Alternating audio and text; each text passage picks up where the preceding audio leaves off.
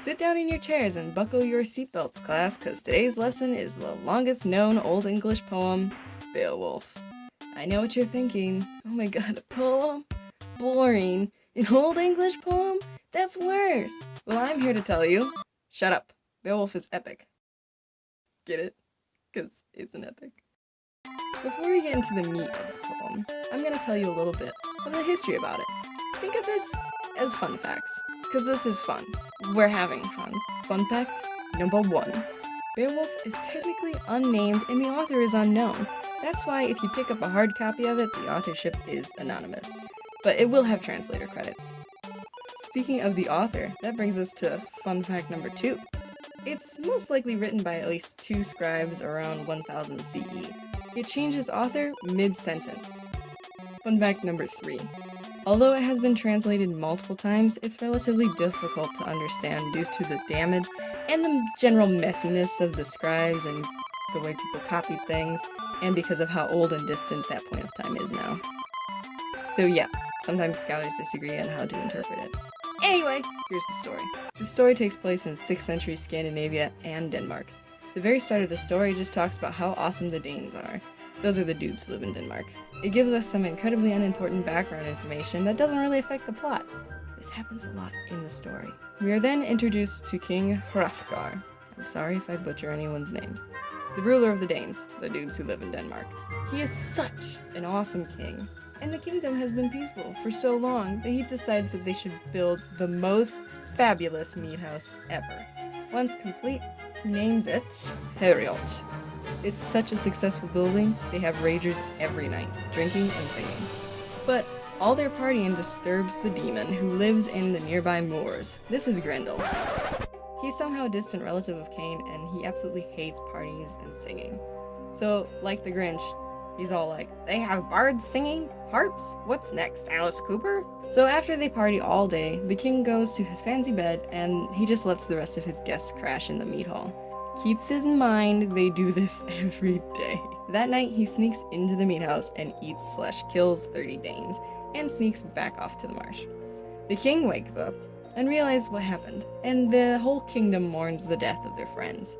Grendel becomes a regular customer and continues to terrorize the kingdom for another 12 years.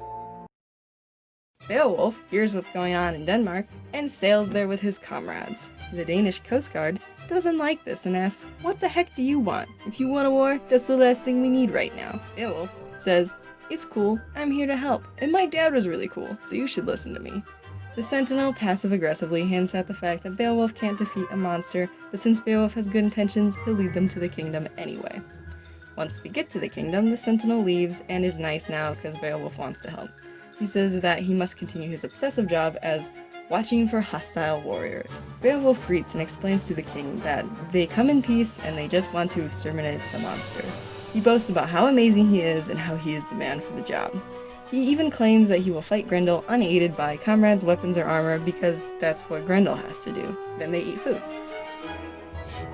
There's a lot of that in this story. While they are having a pleasant dinner, this jerk named Unfer brings up the fact that Beowulf didn't win a swimming competition years ago, and therefore Beowulf sucks and cannot defeat Grendel. Because swimming is along the same lines of monster fighting, I don't know.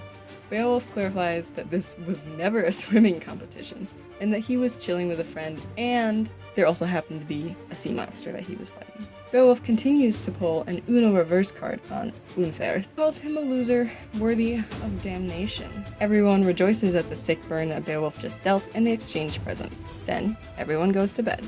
Only Beowulf and his comrades will sleep in the mead hall tonight. Grendel shows up, and eats one more person before Beowulf can do anything. When Grendel gets close to Beowulf, he strikes and they fight. They wrestle and Grendel tries to escape, but Beowulf is too strong. Grendel, or what's left of Grendel, runs away to die at home.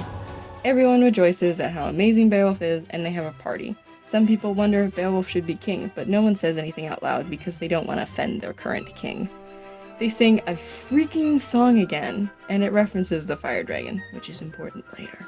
They party and give Beowulf and his surviving friends gifts. There's another random song about a guy named Finn.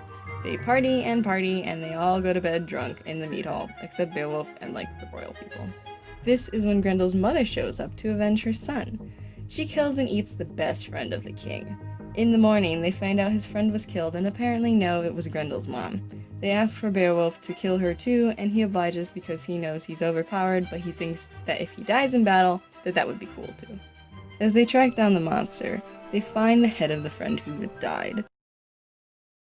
This makes them all very sad. Once they get to the moors / the cliffs, they see a lot of sea monsters and little dragons. Beowulf kills one of them as they are forming a plan. I don't know why, he might just be showing off. He must not be too cocky though, because he wears armor this time and even uses Ulfr's sword, because that hungover loser doesn't need it anyway. Beowulf makes a speech about how if he dies, he wants all his gifts to be sent back to his original place, to tell his king that the Danes were all very nice to him. Beowulf swims to the bottom of the sea and gets grabbed by Grendel's mom, who was never given a name by the way.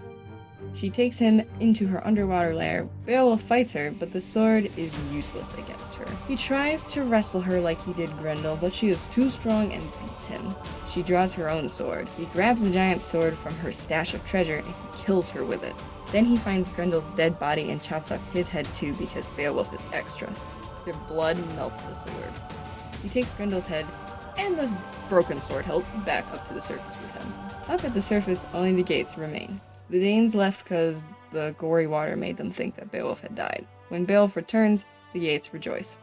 They return to the Danes' kingdom and inform them what happened. Beowulf gives the king the sword hilt, and the king thanks him with another speech. After the king finishes his speech, which basically says, "Don't be arrogant, 'tis a bad thing," they have another party.